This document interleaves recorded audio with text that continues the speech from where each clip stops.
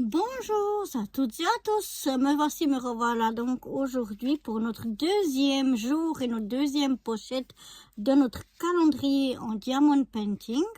Vous vous souvenez, hier on avait eu un petit morceau d'orange, voilà, comme ceci, que l'on avait fait ensemble. Et là on va découvrir qu'est-ce qu'on a dans notre deuxième petite pochette. Qu'est-ce qu'on aura aujourd'hui? On a un joli flocon. C'est joli, hein? Et là, on a des petits diamond painting argentés. Voilà. Ça, c'est ce qu'on a dans notre deuxième pochette. Donc, on va déjà ouvrir le sachet pour mettre le diamond painting dans notre petit godet. Et comme je vous disais hier, pour ceux qui étaient là hier, eh bien, on avait seulement dans le sachet 1 la petite feuille d'autocollant, vous vous souvenez. Et donc là, c'est le B. Donc, on va mettre le petit autocollant B sur la petite boîte pour ranger ce qu'on aura en trop. Donc ça, faut vraiment bien la garder jusqu'au bout. Voilà. Et donc maintenant, je vais enlever la petite pellicule de protection. Comme c'est très petit, je peux enlever tout directement. Et puis ben maintenant, hop là, on va venir mettre nos diamond painting partout.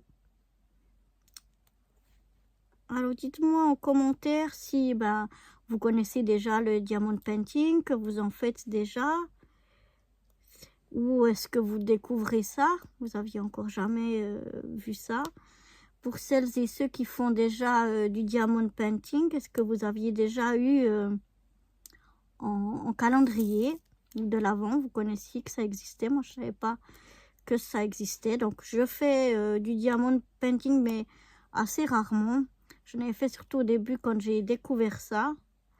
Maintenant, c'est plus rare que j'en fais. Je sais qu'il existe en diamond painting, je savais en tout cas, qu'il existe des, par exemple pour faire des cartes de vœux, qu'il existe des stickers. Mais moi, je savais pas qu'il existait un calendrier de l'Avent en diamond painting. Et j'ai trouvé que c'était sympa, en plus de le faire avec vous. Histoire de papoter aussi ensemble. C'est vite fait, hein, c'est pas des grands motifs. Mais voilà, n'hésitez pas à me dire en commentaire si vous découvrez le diamond painting, si vous en faites déjà beaucoup. Mon Toyota, je sais qu'elle est une pro du diamond painting. Elle en fait plein et des magnifiques, des immenses en plus. Mais voilà, moi, et puis quand elle vous envoie une carte comme ça, elle vous fait en diamond painting. Moi, elle m'avait fait elle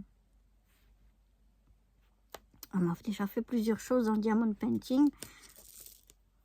Donc voilà, n'hésitez pas à me dire. Ou bien si vous avez aussi déjà essayé mais que vous aimez pas, hein, c'est possible aussi que vous dites non. J'ai essayé mais j'aime pas du tout. Ou bien alors, ah non, j'essaierai jamais parce que c'est vraiment pas du tout mon truc, c'est pas pour moi. Mais moi je trouve que ça détend, que c'est sympa à faire.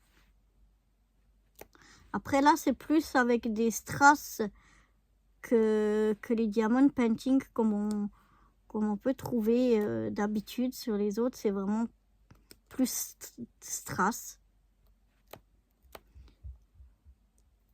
Mais en tout cas, c'est très joli. C'est très joli et c'est très sympa à faire ces petits motifs là. Je trouve ça super sympa à faire. Ça détend un peu, ça me permet de papoter avec vous, mais un peu toute seule.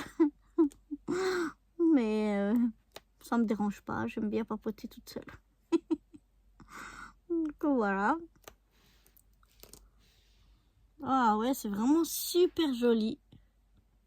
Regardez-moi ça.